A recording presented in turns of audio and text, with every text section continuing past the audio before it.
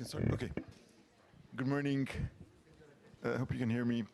So I have the great pleasure to welcome you to this session on navigating the transition out of protracted conflict, learning from FCV context that is organized by the Cairo International Center for Conflict Resolution, Peacekeeping and Peacebuilding, known as CCCPA, in collaboration with the World Bank FCV group and team. And I want to start by thanking the World Bank for having us. It's our first time in-person participation at the forum, and it's been a really very enriching and wonderful experience. And thank you also for giving us maybe one of the most difficult topics of the forum, which is about transitioning out of protracted conflict. But I was just saying with my distinguished panelists that it's very timely to have this session at the third day of the forum, because already a lot of elements have been mentioned on that elements of the responses we need to transition out of conflict. So I think this is an opportunity to go deeper into some of the responses on what works, what doesn't work, and how we can improve what we are doing. Maybe just also to mention our center, why are we here? I mean, we are an Egyptian public institution. We originally started as a peacekeeping training center 30 years ago, and then we morphed also into working extensively on peace building. Peace building was added to our mandate in 2017. We work closely with the African Union. We're an African Union Center of Excellence for Peace and Security, and we're host of a forum called the Aswan Forum for Sustainable Peace and Development, which is a forum in Africa focused on advancing peace building and post-conflict reconstruction and development, bearing in mind that Egypt also has an importance it attaches to this issue, Egypt being in the African Union officially the champion of what is called post-conflict reconstruction and development. So that is our entry point into these issues, and we've been working with many countries on the ground on issues relating to peace building, also fighting radicalization and extremism, movement, peace and security, a lot of the components that have been mentioned here today. But to go back to and enter directly into our conversation, and just to set the stage with a few remarks, I think we've heard already since the beginning of the forum why transitioning out of conflict is more complicated today than it was yesterday. Conflicts are longer. They're more complex. There's a great interlinkages between the risks, the threats in a way that we didn't see before, which includes not only protracted conflict, but in conjunction with increased climate change impacts, large-scale displacement, humanitarian crisis, and all of this lasting longer in time, and also with unexpected, unforeseen challenges, as we saw with COVID-19, global conflicts that can affect food securities of, for example, of many other countries around the world. So it is a much more complex and challenging landscape to transition out of conflict. But this remains actually an aspiration of countries who are fragile. We heard it very clearly. Prime Minister of Chad at the opening of the forum said our ambition as other countries is to no longer be fragile.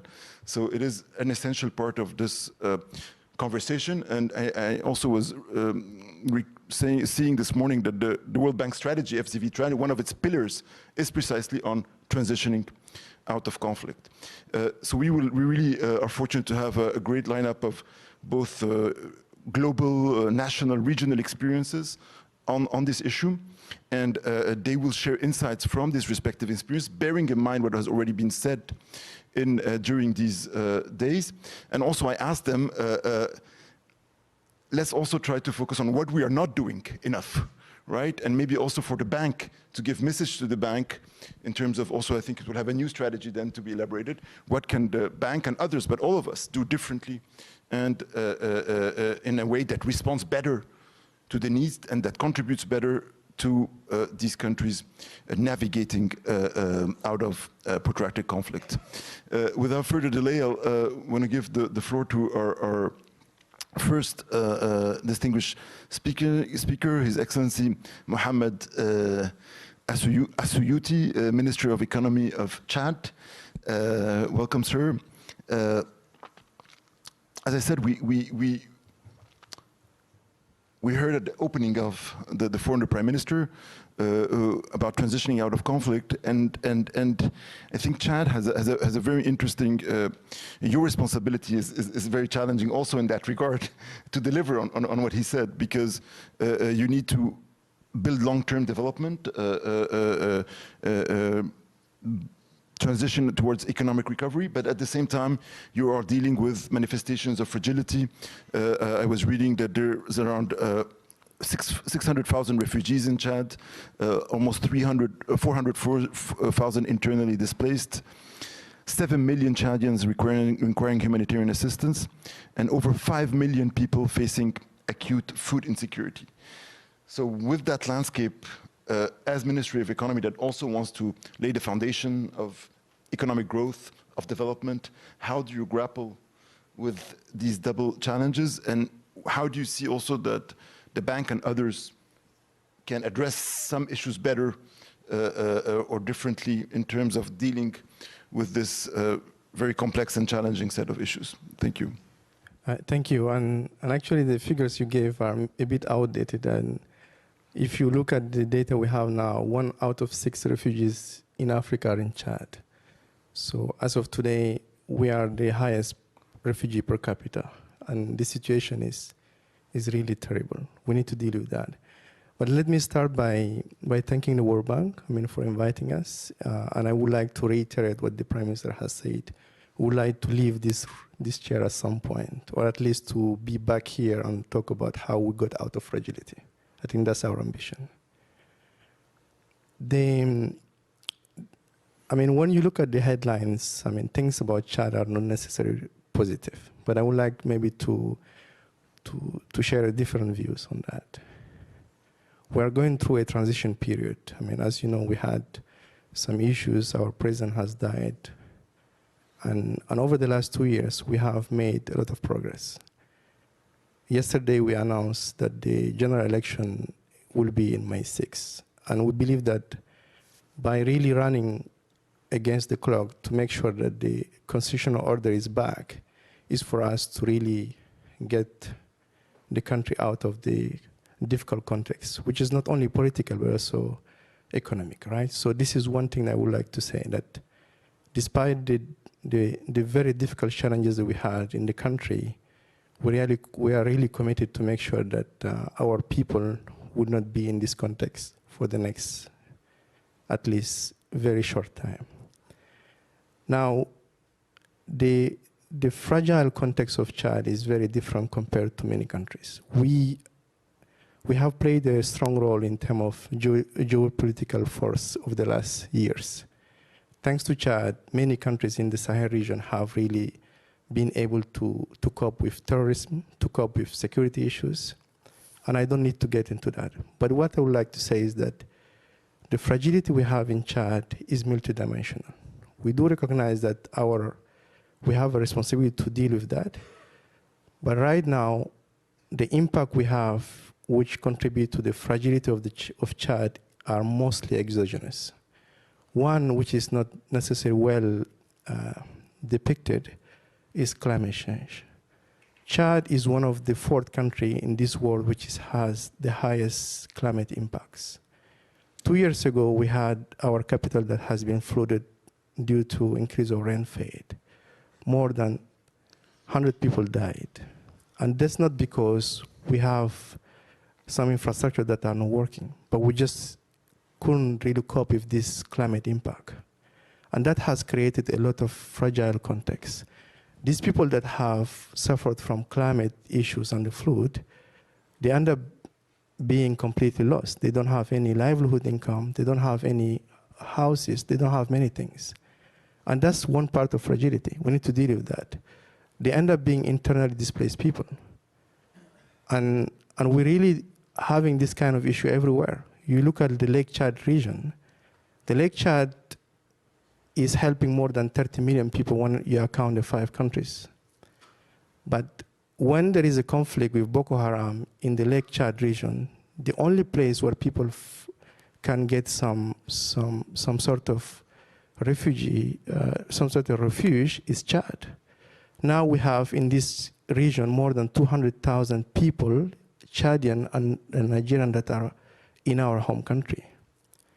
One last thing that we tend to forget is that the economic impact of climate change is really long term. You know, people, when they lose their ability to drive agricultural product, when they lose their ability to even react to climate impact, they remain in poverty for a very long time. So we think that it's important to recognize the exogenous factor of fragility.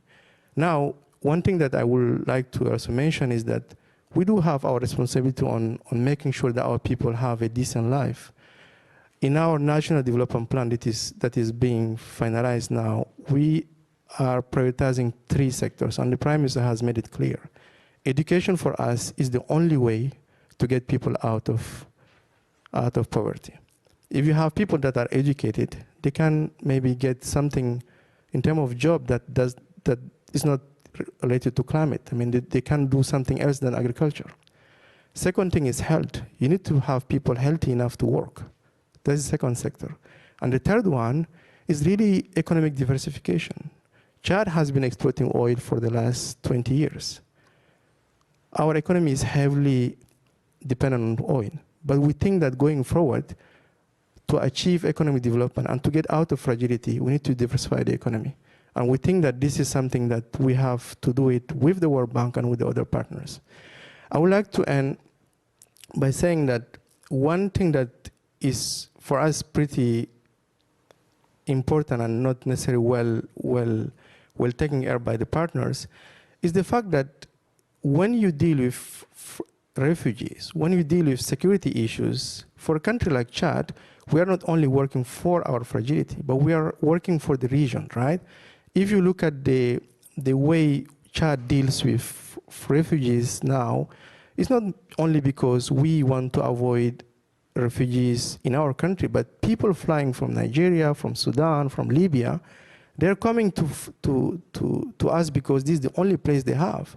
But this regional contribution of Chad to the regional security is not well acknowledged. So we think that this is kind of public goods that has a high impact on our economy. It makes us fragile, but there is no real incentive for Chad to do more. So we think that it's important to take into account the need for this kind of public good, which is security, when you deal with fragility. I will come back a bit later on what we expect from partners and from this kind of forum, but I will end here. Thanks. Thank you so much. And I think you've clearly identified, I mean, some of what Chad is doing to navigate out of a bit fragility in terms of the political transition, right? Very important in terms of the economic diversification, and then the huge impacts of climate change and displacement, and how they need to be better addressed in terms of also overcoming fragility and to be better integrated in FCV strategies. And I fully agree on the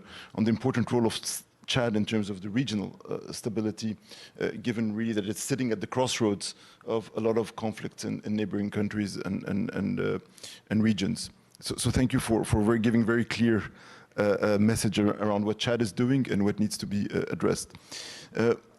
May I now turn to Duska Jurisic, Deputy Minister of Human Rights and Refugees in Bosnia and Herzegovina. I think we really were all energized by your interventions in the opening panel and what you said. And already you mentioned important elements of the experience of Bosnia in terms of the need of building strong institutions, for example, in terms of the need for the international community to be engaged. You also highlighted the role of women, human rights. Maybe we can go deeper a bit into this and overall reflecting. I mean, is Bosnia's current situation a new normal for it, or by further moving into addressing the drivers, the root causes of fragility and conflict, it can really move forward? Thank you. Over to you. I'm glad the minister mentioned multi-dimension side of fragility, also stressing out the importance of education, as well as economy, climate changes, etc. I would just remind what I have said 2 days ago, that Bosnia and Herzegovina did have really devastating war, and that was probably the worst conflict after the Second World War on the soil of Europe. It lasted from 1992 until 1995, and more than 100,000 lives were lost. Around 2 million people were expelled from their homes. 1 million was replaced, and 1 million fled from the country. I just want to remind that before the war, Bosnia did have 4.4 million citizens, inhabitants, and so 2 million of them, half of them, fled in another places or abroad because of the war. The war was ended by international intervention, and Dayton Peace Accord was signed in Dayton in military base Wright-Patterson on November 21st, 1995. And 60,000 international troops were deployed to Bosnia and Herzegovina in order to prevent the conflict, maintain ceasefire, and deliver actually to guarantee freedom of movement of people and goods. We also do have in Bosnia and Herzegovina, even 30 years after the war, the Office of the High Representative of International Community, who is in charge of implementing, actually overseeing civilian implementation of peace accord. And what I stressed on the first session, and I would like to say now, is that there was International Tribunal for War Crimes, which was working almost for 24 years, and which brought the peace of justice to Bosnia and Herzegovina. And as I promised, I would talk about another dimension about fragility, because the fragility also have a lot of demons, a lot of devils. That was the first time in the history of the World Bank that it facilitated the reconstruction of one bridge, which was old 400 years, built during the Turkish Empire. And that is a part not only of cultural heritage of Bosnia and Herzegovina. It has been protected by UNESCO, and it is on the world list of protected cultural heritage. So it was completely destroyed on November 9, 1993. And World Bank, besides facilitating developing of economy, rebuilding the houses, infrastructure, also was the main organization who was working on rebuilding that bridge.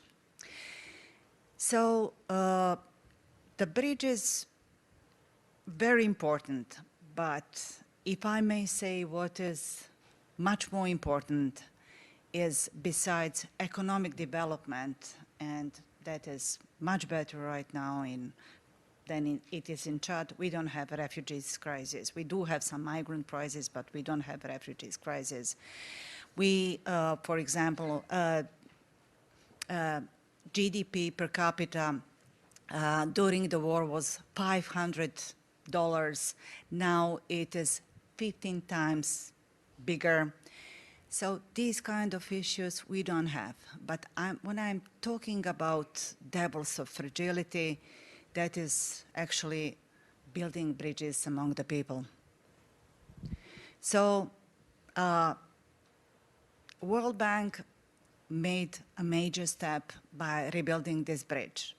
But we did the research a couple of years ago among young people. And Mostar, and I was talking about the bridge in Mostar, which everybody visits, when they come to Bosnia and Herzegovina, is the city of two nationalities, two major nationalities.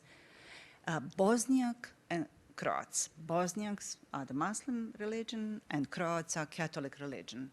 And they were into the conflict during the war. There was a conflict between them.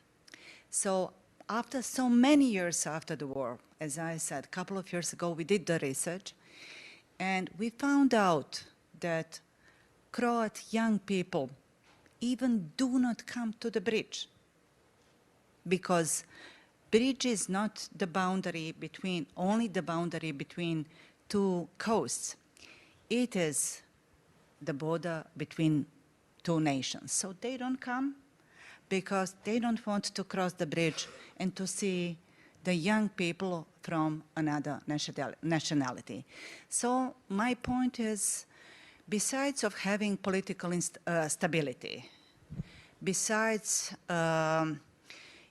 lowering down political, aggressive, and very offensive rhetorics, we need to have stronger social, civil society.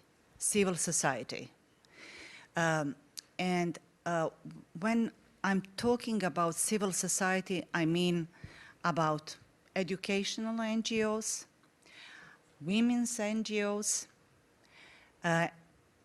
non-government organizations who protect the victims of the war, disabled persons, etc.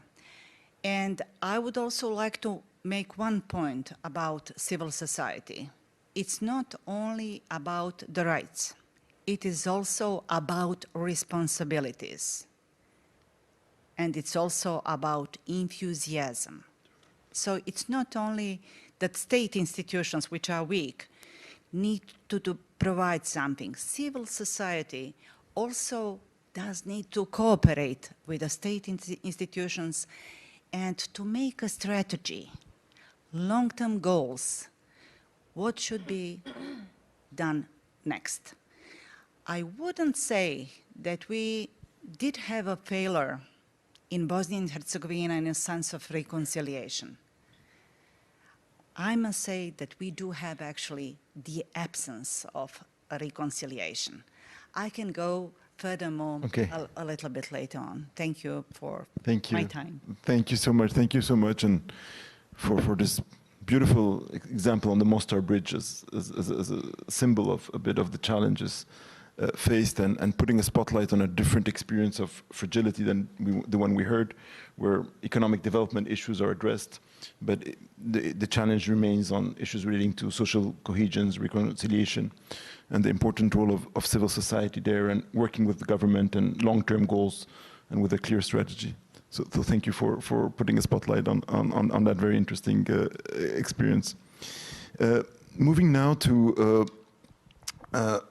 back to Africa and with Ambassador Fatima Kiari Mohammed, the permanent observer of the African Union to the United Nations. Ambassador, a great pleasure to have you, and really appreciate you being with us. I know you have also other obligations in New York.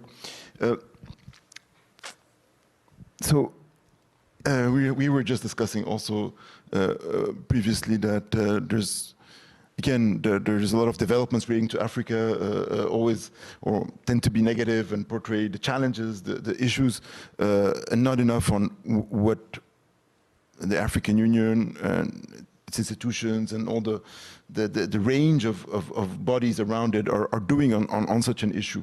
And I think for this audience, I think it'd be very useful to, if you could shed light a bit in terms of that. We had the summit in Addis who just concluded. We had there's a new African Union policy on post-conflict reconstruction and development that was adopted. In Egypt, we are hosting a new center of the African Union that will implement this policy, and we're very delighted for that. And so can you further shed light on this? And then maybe also along the conversation, how do these efforts can be supported by the partners here, by the World Bank? How do they interact with the work that is being done by these partners? Thank you. Thank you. Thank you very much, Ambassador, and honored to be here along with this distinguished panel, and good morning to everyone. So perhaps to provide a little bit of context, I'll give you a little bit of background about the PCRD policy framework that you mentioned. It was actually adopted back in 2006 and then revitalized again last year.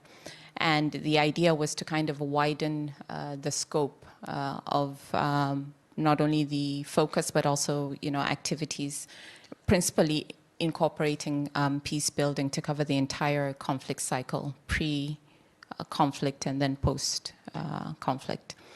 And in 2011, as you correctly mentioned, Ambassador, the Egyptian government basically tabled this proposal to establish a post-conflict reconstruction and development center in Cairo, and the idea was to assist African Union member states in building more sustainable resilience and enhancing structural transformation to prevent, most especially, relapse into conflicts, while at the same time obviously supporting their development priorities. So the idea was formally endorsed by heads of states the same year, and then the center itself was formally launched last year in Cairo. And for us as an institution, this is a very important step towards ensuring that we have some sort of a technical arm that can actually operationalize the policy framework. So the center itself will be responsible for implementation, monitoring, evaluating the PCRD programs in various countries, and will also work with the AU Commission and, of course, other stakeholders to mobilize resources and ensure that we follow up on the various pillars. So this isn't necessarily a pitch for the PCRD, but I think it goes back to this whole point about ownership and ensuring that we do not duplicate, especially competing structures or initiatives when we're trying to actually support, especially countries in transition and when they're trying to rebuild. So in terms of leveraging to better support our member states, I think one of the motivations behind the policy itself was that there's a recognition that contemporary conflicts within the continent are not linear, no longer linear in nature, and that they require engagements and support from AU member states throughout the peace continuum. And that there's also a need for more dynamic and sufficient and timely responses to the various stages of conflict. So I think there's a shift in the thinking, a shift in the notion that post-conflict peace building needs to be broader. We need to change kind of our perspectives to ensure that we think about the whole value chain in terms of sustaining peace. And we also understand that it is part of a process. It's not one-off. You come in, for a couple of months or a couple of years. It has to be part of a process that continues. And the most important thing is to ensure that there is no going back, right, in terms of outbreak, escalation, continuation of the conflict. In addition, in terms of the revision of the policy itself, the idea was also to align with our own African peace and security architecture and our African governance architecture. Two quick things that I can say about the revision as well is that there was also, the recognition that a fundamental constituency, which is the youth, and the significant role that the youth play in peace building needed to be enhanced. And in addition to that, the issue of environmental security, Minister, you had mentioned the multidimensional nature of conflict, and climate is a huge issue for us on the continent. So recognizing the need for a more secure environments and more sensitive approaches to ensure that we better manage not only the impact of climate, the impact of climate change, but also in terms of managing our mineral resources, right? Not our natural resources, but also our mineral resources, which also have a huge impact on the environment. Maybe the last point that I can make is regarding the broader international discourse. And I think it's important to mention this, that in terms of reforming, we also need to think about the broader discourse, the humanitarian development and peace nexus, but also in tandem with UN efforts towards Summit of the Future, New Agenda for Peace, and ensuring that there's more of a holistic approach in terms of what we do. Maybe I'll stop here, and later on I'd love to bring in a few comments about some of the lessons we've learned as well. Thank you so much. Thank you so much, Ambassador, and for putting a spotlight on this policy of the African Union, on the center that will take it forward.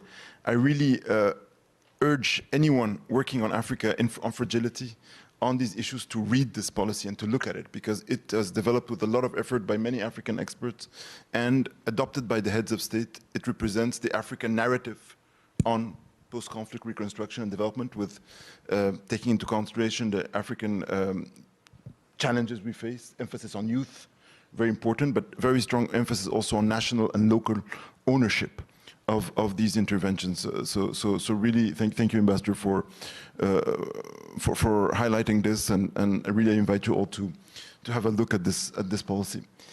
Moving now to Somalia, with Hodan Osman, Senior Policy Advisor to the President of the Federal Republic of Somalia. Pleasure to have you. We've also already at the beginning heard from the Deputy Prime Minister very eloquently, putting a spotlight on when we were saying that Somalia is both grappling with a conflict situation, but it is not preventing it from also working to transition out of that situation. In particular, he put a very strong emphasis on building institutions and also on building the conditions for social and economic developments, the policies.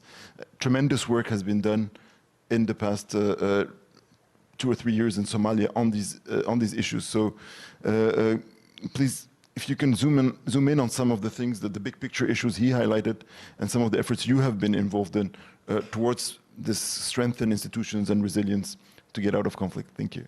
Great, thank you for that. And good morning, everybody. It's a pleasure to be here with you this morning.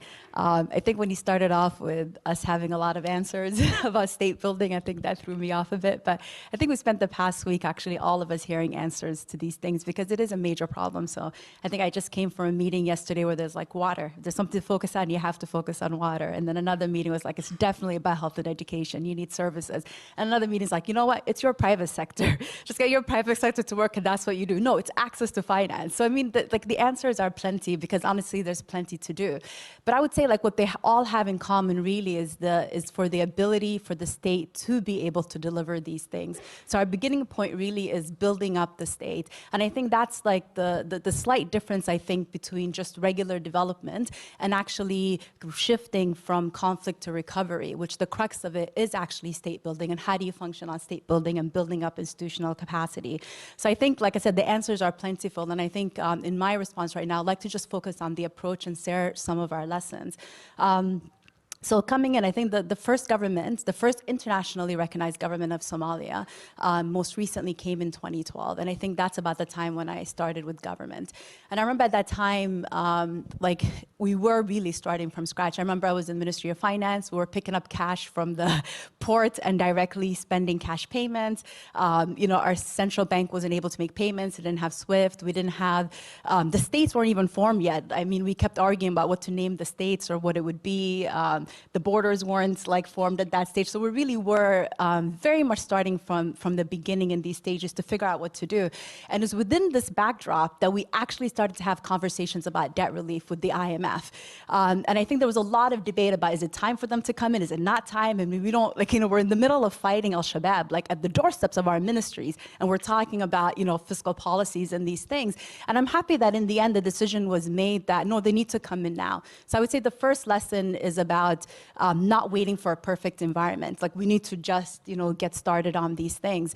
And it was really like a long road to have brought them in at a point, and you could even see they were quite perplexed as well. Like, we'll be coming to them with Excel sheets. I mean, the accountant general would come with one Excel sheet, the budget with another, and the numbers didn't even match. So I think they were really perplexed as to like where to even start. Like, I imagine like IMF with no data to begin with. They didn't have a fragility strategy at that point. So we were all kind of learning and starting together. So I think that's like the first part of it is like, you know, come in, don't wait for a perfect environment and get going. I think the second point also is like, once you start, stay the course. And I think that's a very difficult thing to do, but I think that's what we're able to do.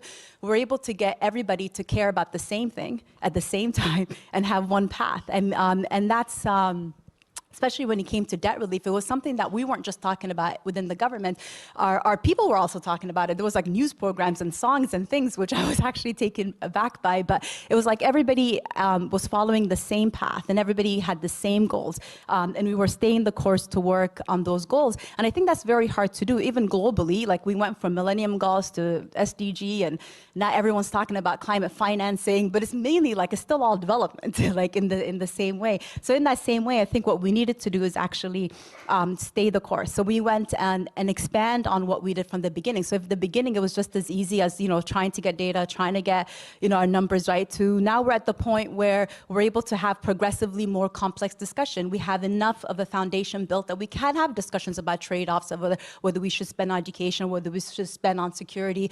There's enough in there as well where we were able to set up systems in the central government, and 3 years later now in the states government, they've got systems as well. And now we're able to do fiscal transfers, and we're able to expand and have education there and pay for teachers from the center all the way going down to local governments. So, and I think this happens by being able to stay the course and be able to build on it like brick by brick and have that capacity built in that way. And I think the final thing I would say on what's helpful is, like, we need our partners to take risks, and we need our partners to take major risks with us. And that's risks in terms of, you know, being able to use our country systems, being able to come in and build with us, but risk also from deep investments. I mean, like, when we came in, everything was quite fragmented, but we need to be able to really understand these issues are huge and we need deep investments. I don't want to take us like too far into the back, but I mean, like, when we had the New Deal after World War II, I think the equivalent was, I think, about 175 billion was spent in the reconstruction of Europe immediately following the destruction of Europe. I don't think today we'll ever see that type of deep investments, but at least we can be a bit deeper in investing in state functions and then being able to build on that. And when I say our partners to take risks with us, a lot of the times, specifically, like if I'm talking about IFC, you know, we've yet to still have one investment coming in from the IFC, and they're the ones that actually have the mandate to be able to come and invest. So why is it in 10 years they haven't been able to do so? So I think it's like we need to be able to take more risk in fragile states and not wait for a perfect environment. Thanks. Thank you. Thank you so much. So you answered my call for what we can do differently, and I think taking risk is perfectly you're perfectly right in raising this. And just to you know, we had the experience of receiving the Minister of Environment and Climate Change from Somalia in our center recently. She's the first minister to have this portfolio, and very impressively, she built the entire ministry and the policies of it in maybe around a year. Very impressive change to be seen. Also, climate change, very important challenge. But this is real change happening in Somalia that is remarkable. I think maybe a word missing around all of that is leadership. To stay the course and all of that, we need leadership. We're also seeing this leadership in other FCV contexts, not waiting for the perfect moment. And I think also we're seeing that in Chad also, as we saw at the opening of the forum. So I'll come back to maybe 2 minutes to each speaker to add and to elaborate maybe on some of the points. Then we'll open to questions and also to online questions. So back to you, Minister. You said you wish to add from your intervention on specific, again, and calling also about taking risks, that was just made, and specific demands and to partners and in terms of some of the challenges you highlighted. Yeah, thanks. And I think what has been said here really echo much what I would like to say. But I think first of all, I would like to be really thankful to what the partners are doing to Chad. I mean, the World Bank and the other partners. We're really grateful for what the support we're receiving. But there are a couple of things that we would like to see more, right? So the first one is that whatever support we receive, we really believe that it has to be aligned with our strategy. I mean, now we're working on our national development plan. Although the resource we receive for fragility and for humanitarian are very short term, and sometimes it's for immediate needs, but we still want this to be aligned with what we want in terms of national development plan. For us, that's really important, right? And we would like our national development plan to be a paradigm document, paradigm shift for our transformative economy. So it's really a call for all the partners to whatever they do in terms of fragility, it shouldn't be something that is completely out of the box. It has to be aligned with what we want. This one. The second thing that and that's what the colleague has said, we think that fragmentation and duplication is not helpful. There are many things that we receive from partners that are really completely fragmenting what we do in terms of development. If you go to the Lake Chad region, if you go to the east of the Chad region with the refugees, we see a number of initiatives that are not necessarily built in a way that they lead to a long-term impact. They are very fragmented. They are very, sometimes very limited in terms of impact. And we think that that's not helpful. We need to work together to have a long-term impactful initiative. So fragmentation is something we should avoid. And last thing perhaps is really in terms of resilience. You know, and the Prime Minister has said, and I also would like to echo what the IFC Managing Director has said, resilience is really based on what is working. And in our countries, what works is what the local people are doing. When you take the private sector in Chad, it's mostly informal. And sometimes it's very limited to small-scale enterprise. And those type of actors don't receive any funding from anywhere. I mean, the risk you mentioned is key. No one is taking risk because they believe that the SMEs in Chad are very risky. We really want to make sure that building fragility has to deal with the people who are resilient on the ground. Domestic private sector is key. Agriculture, I mean, services, those are where we believe it can bring a long-term resilience. And for now, we don't see many people coming to Chad and invest in something that is for them a bit risky. I would like to end also by saying that one thing that we really don't see coming up from partners is the support to IDPs, the internal displaced person. IDPs for now, in the common narrative, it's left to the full responsibility of the country. But people who are displaced internally, they are not necessarily displaced because of our own behavior. Sometimes they're just displaced because of climate change. And for example, the World Bank doesn't have any window for IDPs. So we really would like to call for the World Bank to consider such an approach for something like this. Thanks. Thank you so much, Minister. And the very, very important points and specific demands on IDPs, I think that's very clear. And that's an issue dear to us also because we've, you know, as a result of some of the conflicts, Egypt, for example, also has received a huge number of refugees, and we think we need long-term solutions and to better integrate them in, you know, post-conflict reconstruction and peace-building frameworks, and we've worked on that. But there's the first two issues you mentioned are particularly dear to the speaker on my right, Habib, which is national ownership. The countries set the plans, and then the others work along these plans, and then the fragmentation. I know that you have talked extensively about these issues. Habib, you're Deputy Secretary General of the G7 plus countries, which brings a lot of experience of conflict-affected countries.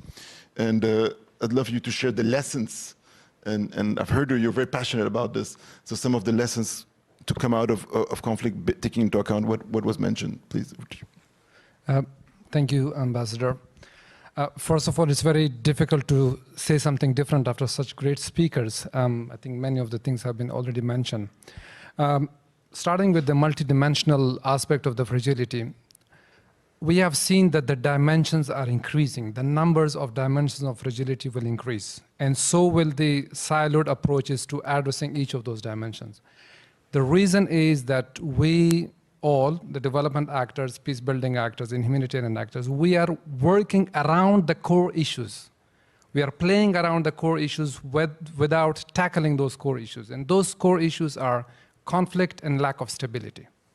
However, we say that, okay, this is not the mandate of World Bank or the Islamic Development Bank or African Development Bank that, to promote peace. But why are we fragile? Because there is no peace. And since we are talking about exiting out of fragility, it is political, it's not technical. So that is the core issue that we have to tackle. And I think the history has been unfortunately repeated on us. At least for the last 13 years, I have engaged in this conversation. We are having the same conversation again and again. We are just changing the jargons, but we are not tackling the main issues. That is how we can pursue peace and stability so that we can stop the numbers of this dimension increasing and build the resilience or pursue the resilience. And now in this geopolitically fragmented world, countries that are fragile and conflict affected, like those in the G7+ or around on the regions, they're at the greater risk. Why? Because they are greatly affected. Why are they greatly affected? Because they are fragile. Why are they fragile? Because there is still conflict. We don't have peace, we don't have lasting stability in those countries. So I think we cannot avoid this reality. We have to do everything to pursue peace and stability. The second thing in regards to the state institutions, in 2013, I visited Somalia, and I think there was a pledging conference where the president was invited to the pledging conference, and I think $1.3 billion or euro was pledged. Now, these are registered under the name of people of Somalia, the government of Somalia. We went after that pledging conference and to ask how is the implementation of this pledging going on. The president did not have any clue about where this money is being spent. Why? Because the money was not controlled by the government, which were supposed to provide that services. And they were all, through the NGOs, international NGOs, local NGOs, whatever. The notion is that we are trying to alternate the state. We cannot alternate the state. However we try, the state is the ultimate responsible.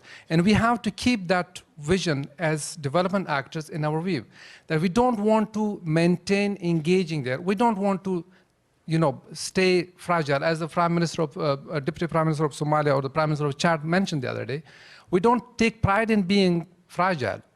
Our vision has to be on pursuing self-reliance and stability. If we fix that vision, I think that will guide us towards our goal. Final point, all this that we have been talking about, 12 years ago, we agreed on what we call the New Deal for engagement in fragile states. Unfortunately, it has been forgotten by many. Even in this room, people who were engaged in that, we have been struggling with that. It became a technical tools. Again, we were trying to bring something. I think it's very classic, or maybe if I may say it's a fashion to come up with something new, just change the jargons, and then forget what you have already done. We need to bring that conversation back. And the core of the New Deal was the country ownership, peace building and state building, and the nexus to avoid this fragmentation, as the previous speaker mentioned. Because we projectize the state building and peace building and development. We look at them as small projects rather than looking at it as a holistic approach. And just to end with that, I think we need a system-wide engagement. We very much appreciate the World Bank strategy on fragility, but it has to be bank-wide strategy, not just one unit. If we are going to talk about engaging in these states, we have to change, we have to reform our systems so that it can be harmonized to support the state and to build stability and to reduce the needs. And one final point, sorry for keeping it long, why I say that history has been being repeated on us. We are looking at Gaza nowadays. We are waiting, when will be that miraculous moment where we could stop that? While we have the peaceful means in our hands, we have to stop that war now. If this will continue, and then you will create more refugees. They will, filter into other countries, and this viral cycle will go on, and it will become a vicious cycle. And then after 10 years, again, we will be talking about how can we get out of protracted crisis. Thank you. Thank you. Thank you, Javier. I said you're very passionate about this issue, and we can see that. But I'll challenge you that we know we need to end conflicts, but is it in our hands? I mean, it's the broader dynamics and what we can do in the meantime, and that is also the challenge to us. I think we're running a bit late, but I want to give the opportunity to questions, if there's questions from the audience, and then to ask the speakers if they have then their concluding remarks as part also of the responses to the questions we made, please. And if you can identify yourself. Yes, it works. Hi, thank you very much for this excellent panel. My name is Jean-Marc Sinasamy. I work on the other side of the road here at the GF, Global Environment Facility. So the GF is a financing mechanism of several international agreements for the environment, and we mentioned climate change, but we could have mentioned land degradation, adaptation, and so on. And I would like to talk or ask a feedback about, for me, the elephant in the room. And it was very eloquently described by the Prime Minister of Chad. It's about the institutions working in silos. And you know, the infrastructure don't talk to agriculture, agriculture don't talk to environment, environment don't talk to land use planning. So we are talking about very sophisticated principles and concepts about integration, transformation, you know, this kind of stuff, resilience, but in an institutional system that is not ready for that. We work with institutions designed years ago, 50 years ago. It doesn't work. So we are reaching really a limit of this system, and we would like to know if you can end this conflict and if you can go over these cross-cutting issues like resilience and so on with the current institutional system. Thank institutional you. Systems internationally or nationally? I mean, no, nationally, locally. Yeah. Yes. Okay. Thank you. Thank you. Is there another question? And then we will go to our speakers. Okay. I think we've already addressed actually a bit this issue on the fragmentation, right? We've talked about the fragmentation of efforts. The minister has raised it. I have very strong views on that because I think the international community has a role in encouraging local and national governments for more integrated responses, and that is not happening sufficiently and is not pushed forward sufficiently because these silos also are international level. But I see you nodding, and maybe Hodan, you can address this also from your experience and also concluding, so your concluding thoughts. Right. Thank you. No, thank you for that question. I think I throw it back at you in the sense that I don't think there's a level of appreciation for the burden that's put on countries, especially fragile states, in meeting all the demands of all the different climate change funds and GFC or AFC, whatever it is. Like there's so much, a lot, just to be able to reach like the threshold of what's required, what you need to bring on. So the complication actually comes from you.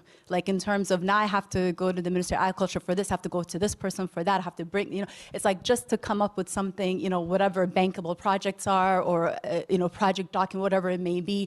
Like it's such a huge burden, and to look at the scale of how we're working on our side, have one person. Like I have one person to deal with all of this. I have one person to be able to face the World Bank.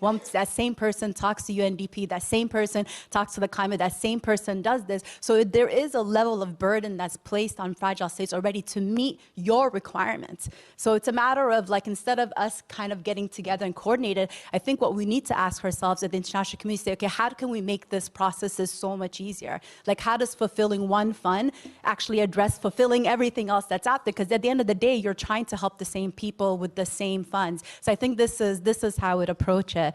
And then just on the concluding, and I just wanted to raise this because we're at the stage and we have the UN representative of the African Union here, and then just to talk a bit about the conflict and to transition from the AU to Somalia's security apparatus. I would say like after 17 years of having a really model example of an African solution for an African problem, I think Somalia is at the time where we're ready to take over the security responsibilities ourselves. And I think this is part of when we talk about country ownership. Like we need to invest more in our security sector and our security apparatus to be able to then take this on. And I'd end with just kind of contrasting 2013 with with what we see today. I remember 2013, the African Union Forces was holding the stadium, which is not too far from Villa Somalia, where the president's office is, I think about 15 minutes or so. But that area was still very dangerous, and we had African Union soldiers that were holding it. And I happened to go because I wanted to kind of check that out, and I was surrounded by tanks and soldiers. Like, it looked like a real war zone. And I remember just like walking around, and it was like earthly quiet. It looked like a ghost town, and thinking, oh my goodness, like when will we ever, have the stadium filled? But I can happily say last month there was a massive soccer game happening there. The stadium has a capacity of 60,000 people. There were 60,000 people cheering in the stands, another thousands more outside.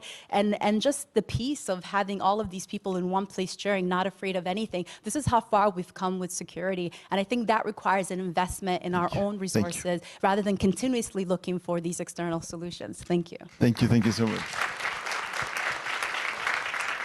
And I couldn't agree more on the capacities. I mean, actually, not only in FCV countries, in many countries, we have limited capacity to engage with all these processes, and I think we would benefit from having them more integrated.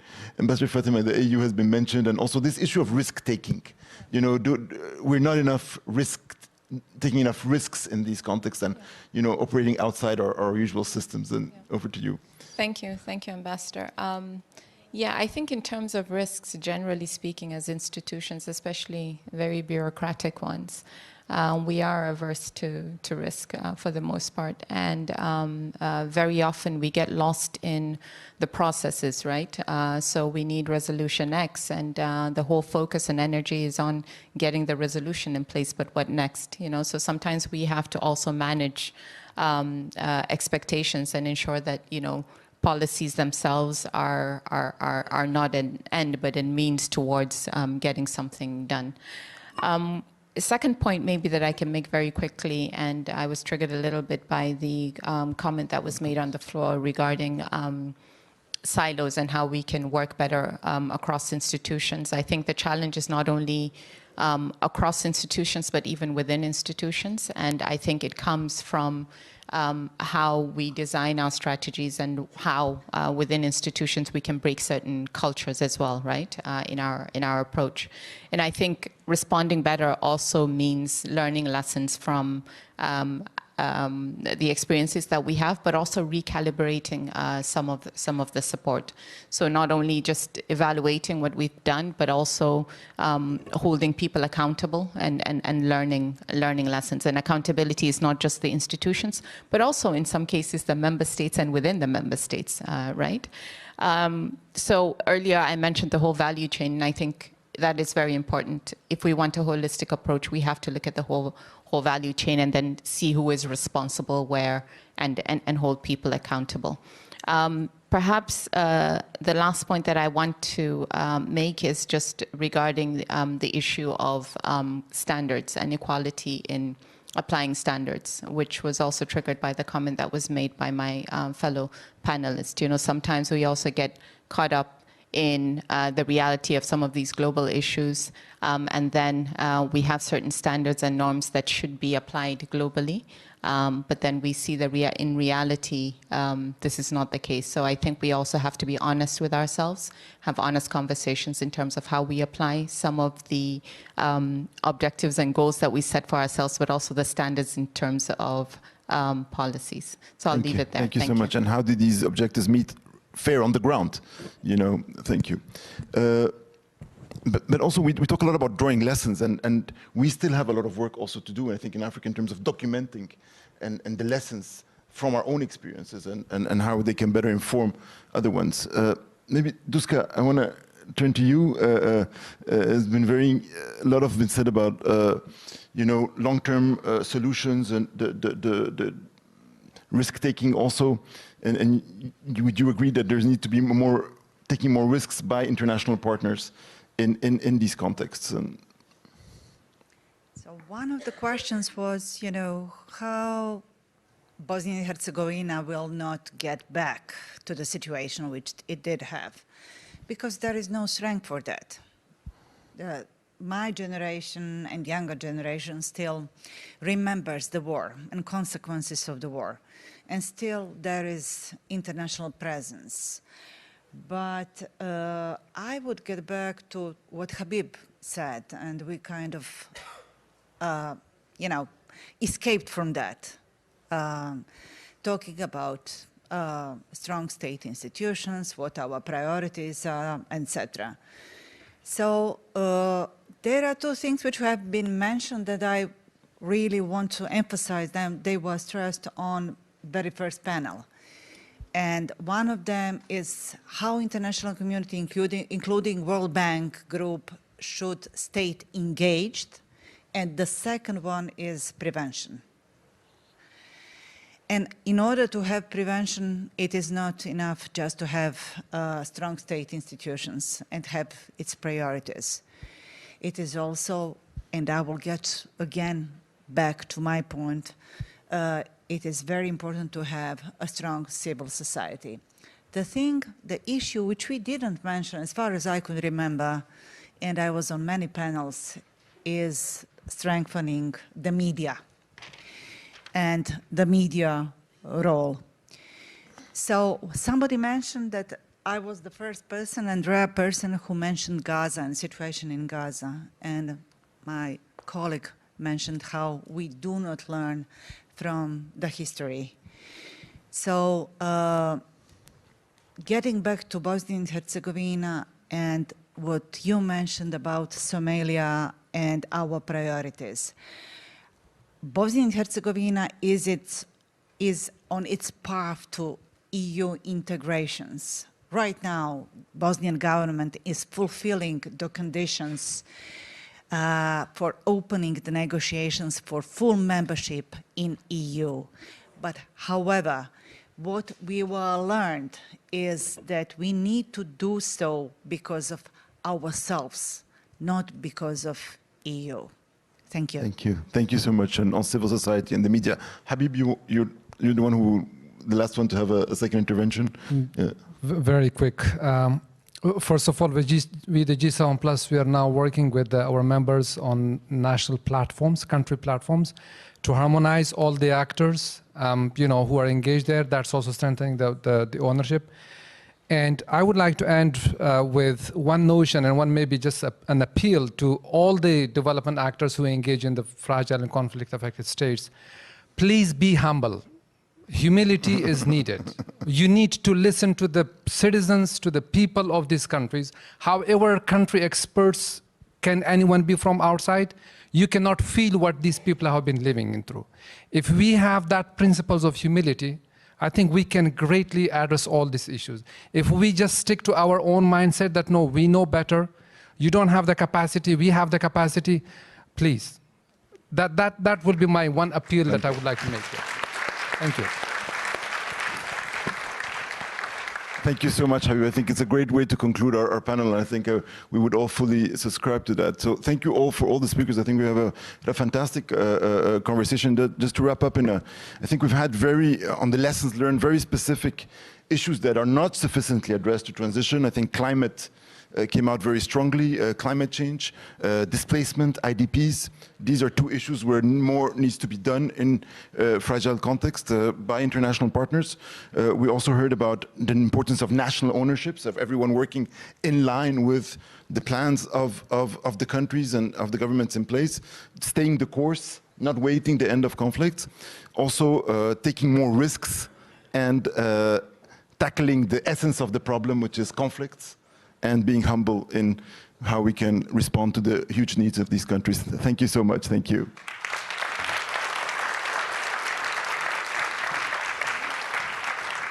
And just to mention that for us, these discussions will feed into the next Aswan Forum, will be on 24th of April, where we will take some of these ideas and address them there. Thank you.